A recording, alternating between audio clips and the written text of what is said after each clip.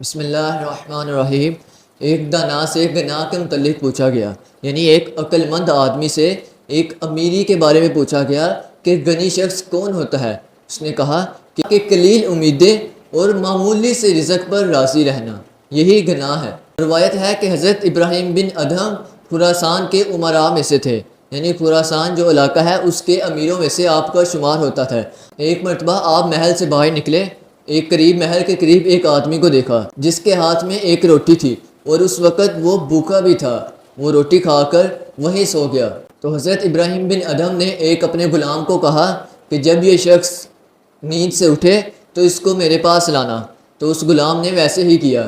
شخص بیدار ہوا جو کہ ایک روٹی کھا کر سو گیا تھا۔ غلام اس شخص کو حضرت ابراہیم بن ادھم کے پاس لایا تو حضرت ابراہیم بن ادھم نے پوچھا کہ اے انسان، کیا تجھے بھوک لگی ہوئی تھی؟ اس نے کہا کہ ہاں جی، مجھے بھوک لگی ہوئی تھی۔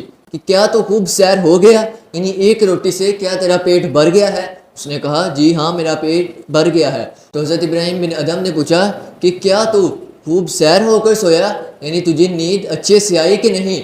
اس نے کہا کہ مجھے نیند بھی بہت اچھے سے آئی ہے اور میں خوب سیر ہو کر سو گیا تھا، یعنی ایک روٹی سے میں خوب سیر ہو کر میں نے پوری نیند پوری کی۔